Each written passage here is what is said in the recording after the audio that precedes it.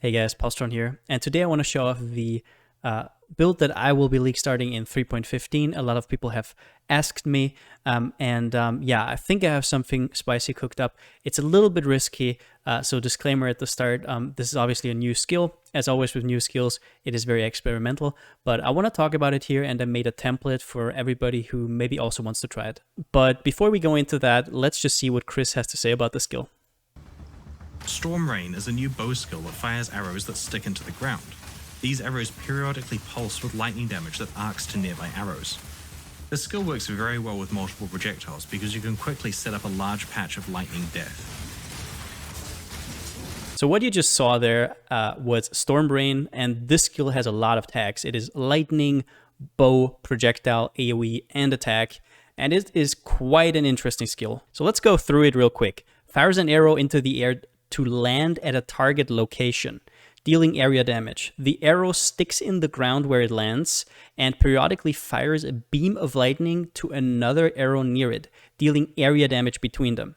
Now, if this sounds anything like Toxic Rain, it's because it's very similar, but it has a few differences. Let's go through it. So 50% of physical damage converted to lightning damage, which is pretty big. Now, at Leaguestarter, most likely, we will be scaling with auras because we don't have the gear for fizz scaling. Most likely, we'll be scaling with auras and flat elemental damage. But this is really, really good to have in the back pocket for later. Now, arrows fire beams every 0.41 seconds. This scales from, at level 1, 0.5, all the way down to 0.41 seconds. So this ticks 2.5 times every second, basically. It has some AoE, that's the quality. And then we have their maximum 100 arrows in the ground. Now, if you're wondering why they had to make a cap here, it is because they knew what's going to happen if you combine this with mines. Because what you can do with mines is you can set up around 100 arrows pretty easily against bosses and just completely devastate them. So if we look again at how exactly this skill works, it's basically these things are the arrows that are going to be stuck in the ground, and you can have up to 100 of these. Now, these can fire at up to 4 targets at once, which are going to be other poles that are around them. So it's going to form a pretty formidable AoE. Let's watch a little further when he amplifies that with GMP, which is what we are going to do as well. So this is now what's going to happen. You now have a lot more arrows than just the 2 or 3 that you can fire. And here's the thing, mines have a pretty easy time applying a lot of these at once. But the thing that sells me about mines in this case, and it's really unfortunate that I can't show you because the skill is not out, but it is insane. If you've ever played any sort of Toxic Rain miner or Tornado Shot miner, you will know what I mean. But the thing that puts miners ahead of something like ballistas or whatever is you have very interesting auto-targeting. Now, what that means is once the mine is triggered, it will search enemies near it and actually fire all the projectiles near that enemy, as if I would target that enemy. Now, usually it's not that big of a deal, right? If a normal projectile cannot shotgun, right? So it will fire all the projectiles near that enemy, in the vicinity of that enemy, and one is going to hit, the others are going to fly by or maybe hit other enemies, whatever. But with a skill that shotguns like this, it can actually produce something pretty significant. But that is also where we get into theory crafting territory, because we do not know how this targeting will actually function. Will all the arrows fly near that enemy and these will actually form around that enemy? Or will it simply target and spread around an AoE around that enemy? We do not know. And if you think you know, then you haven't been paying attention, because there have been a lot of skills as up to recently that actually had very weird mine targeting. However, mine targeting is not the only question mark that we have with this skill gem, because it is also about how exactly does AoE work with it. Because it could be that you can actually make these overlaps easier with something like Conk Effect. Let's say this inner circle is Conk Effect right here, then you would get more overlaps because your outer area will get smaller, but the hitbox of the enemy standing right here is still the same, so you get more overlaps, kind of like Firestorm bricks, for example, or Ice Storm from the Whispering Ice unique. But it could also backfire like the newly reworked Toxic Rain, and we actually get a bigger circle or it only increases the radius of the small poles. So what I'm saying is that this skill is very much up in the air in terms of how good it is. And my thought is that if it is going to be good, it will be with mines. It could also be ballistas, sure, but I think a miner playstyle here could be crazy. But as I said, that completely depends on how the mines actually target. So I'll put out a disclaimer here at the start before I show you the build.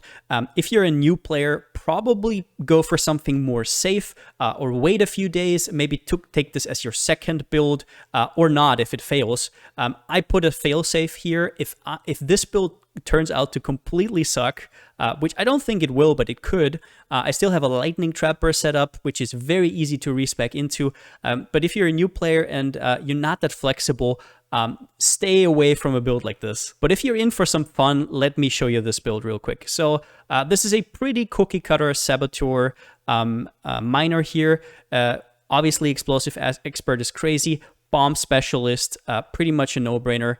Now, we are using a high impact mine setup, so demolition specialist is pretty crazy. As you can see, it's like 40% more damage for us. So it's pretty strong. Now, as for the last 2 points, it is between Born in the Shadows and Pyromaniac. This is completely up to you. I personally love Born in the Shadows, but I don't want to take away 20% damage for Pyromaniac. I might go, if this build turns out to have way too much damage, I will definitely do this here because Pyromaniac is huge. But if we need the damage, especially after these rough nerfs to every build, basically, I want to have this explosive expert here.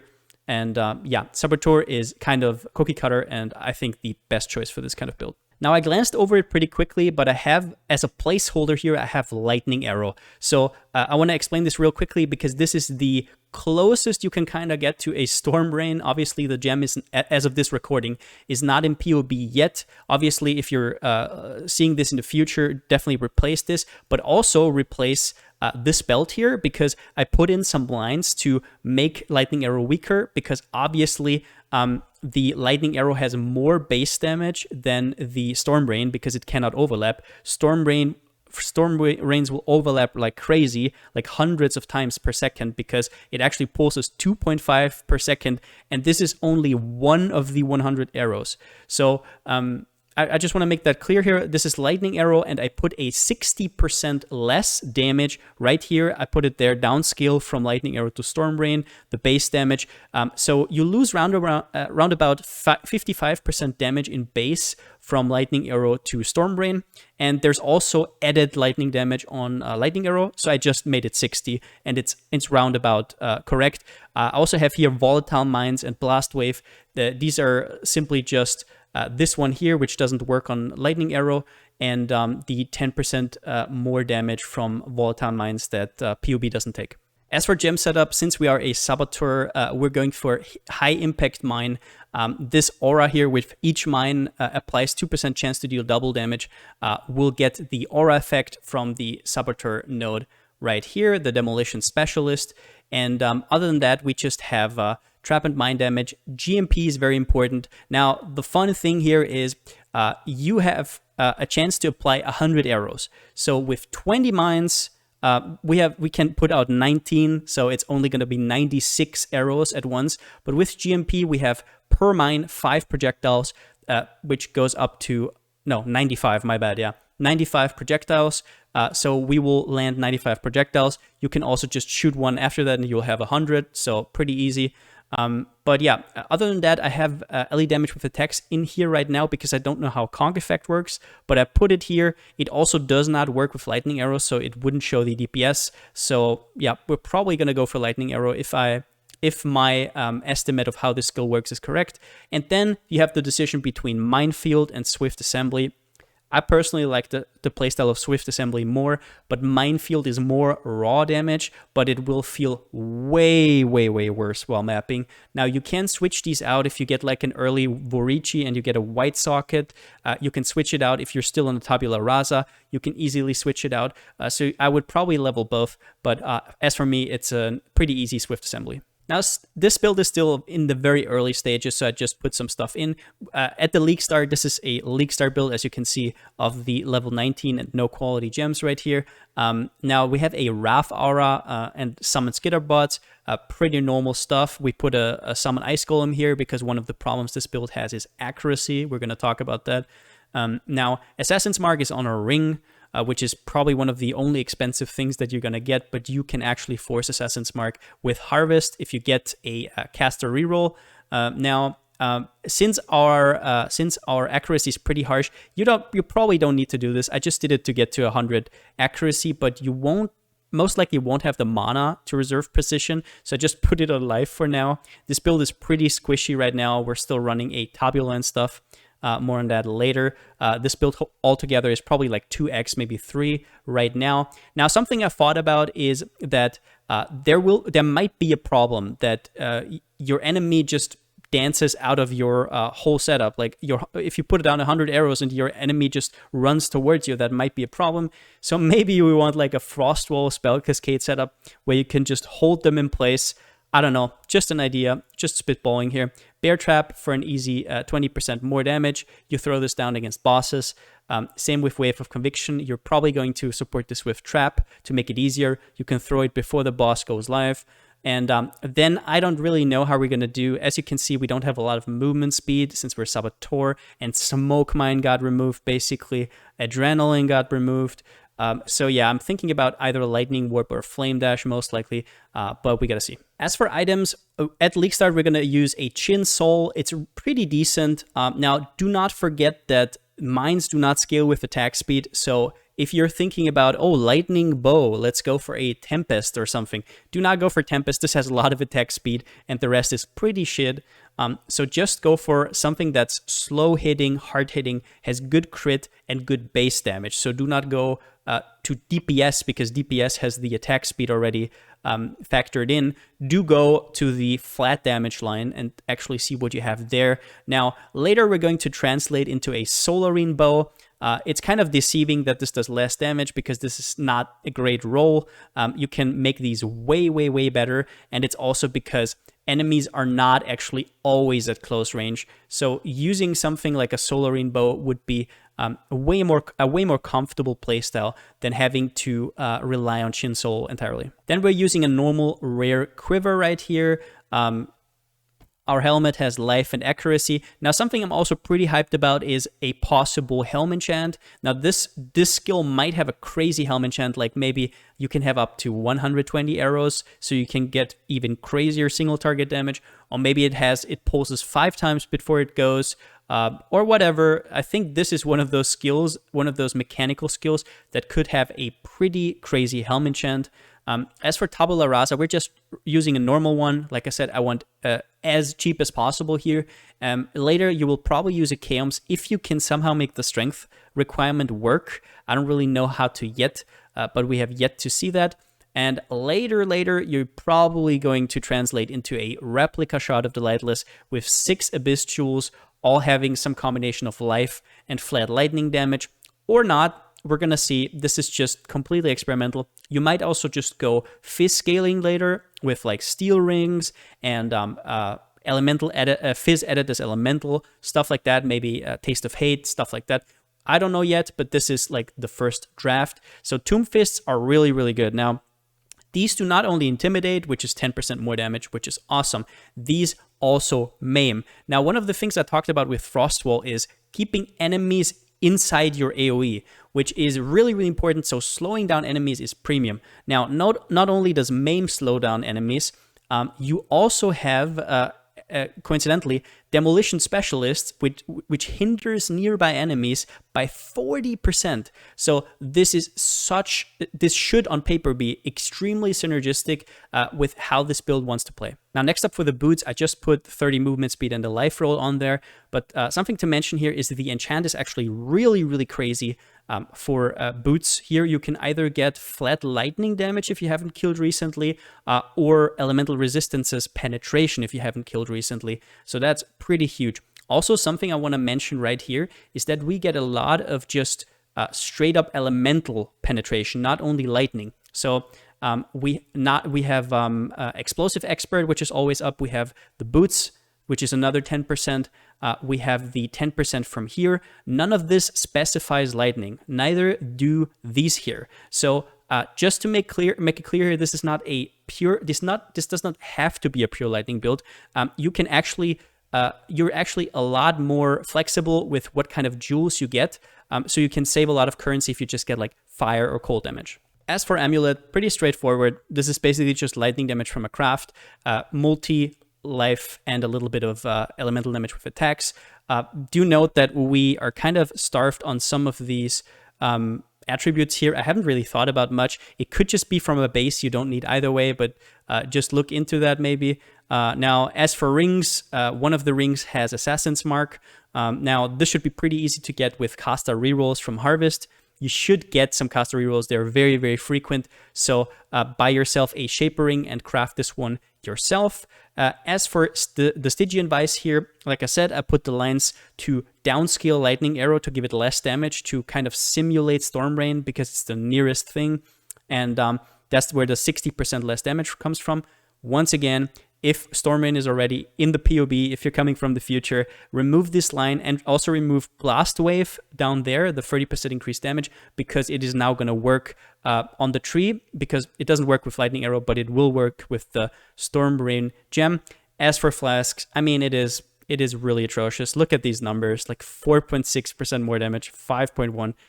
This is just ridiculous. It is so bad. These are not even worth it. So if you're thinking like, oh my god, he has expensive flasks, don't buy them unless they're like, I don't know, 5C or something. It is so bad. I'm even considering dropping these and just go full defense on flasks, because offensive flasks this patch have been nerfed quite severely. As for the passive tree, this is a pretty cookie cutter minor passive tree. Not much to say on this side here. Now, obviously, we're going for arcing blows because right now we have a lot of lightning damage. Just do note that if you have a lot of searching eye jewels with maybe other damage types like cold or fire, always check in POB if these are still worth it, because otherwise you can just respec them for some more damage down here. Right now, arcing blows is better because we have a lot of lightning. Obviously, take all the mind notes you can get, crit.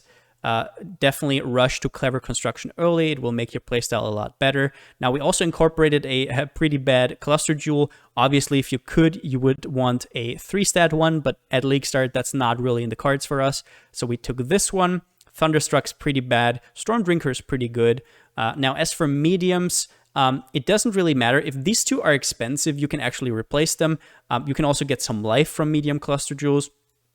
For me personally, I really like Gorilla Tactics for the throw speed and the movement speed, especially since movement speed will be kind of at a premium after this patch, I feel like. And then just more pen and crit multi, but this one is very much replaceable. Yeah, you do not have to get exactly these. I don't even know at this point if they're the best ones. These are just kind of preliminary. Then we go down here. Now note something, that everything attack speed related is not good for this build. Once again, this is a mines build. You always have to remind yourself of that if you're used to just bow builds.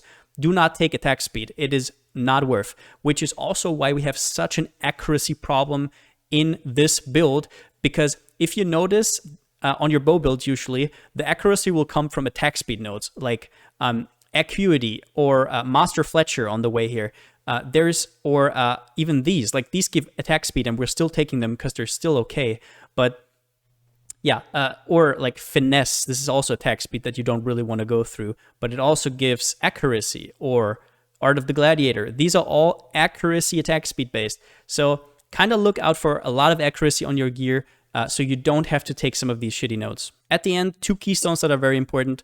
Number 1, Point Blank. Now, Point Blank with mines works the way that it will actually calculate the point where your mine got exploded. So you can stand like 2 screens away and let your mines do the work, and you will still have the point blank, and which is why it's pretty crazy.